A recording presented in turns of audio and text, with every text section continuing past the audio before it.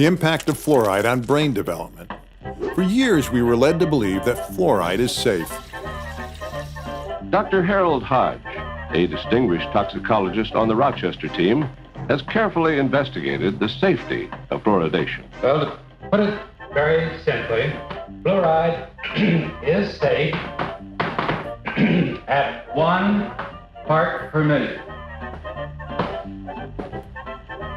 Now, we sometimes say, is fluoride poison? Yes, of course it's a poison. In large doses.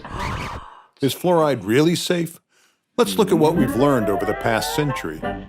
In the 1930s, a dentist discovered that children who drank water with naturally high levels of fluoride had fluorosis, the staining or mottling of teeth. Children with fluorosis had about 5 fewer cavities than children without fluorosis. Next, scientists showed that adding fluoride to drinking water led to less tooth decay. Unfortunately, tooth mottling increased as more fluoride was added to water. The optimal range or sweet spot to prevent tooth decay and minimize mottling was about 1 part per million. Meanwhile, the sugar industry, which knew sugar caused tooth decay, promoted the use of fluoride and mounted a campaign to thwart efforts to reduce sugar consumption.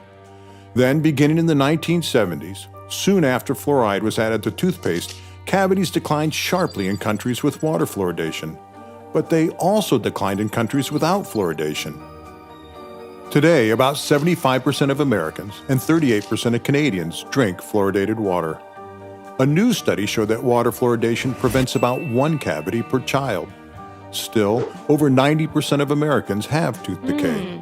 Meanwhile, scientists began to find clues that fluoride was toxic to the developing brain. Everybody agrees that fluoride is toxic at very high levels. What about lower levels? In over a dozen studies, mostly from China, children who lived in villages with naturally high levels of fluoride had about 7 fewer IQ points than children in other villages, but those levels were somewhat higher than levels found in North America. 2 newer studies of pregnant women and their children, one in Mexico, where fluoride is added to salt, and the other one in Canada, where fluoride is added to water, also found that fluoride led to IQ deficits in children.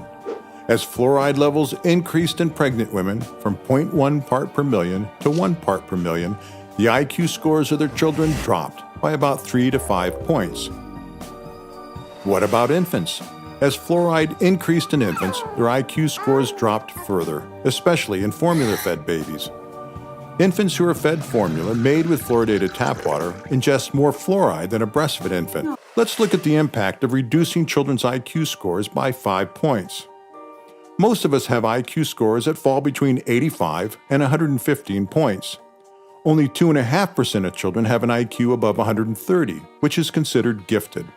There are about 6 million children in this group. On the other end of the distribution, another 2.5% of children have an IQ below 70, which is considered challenged.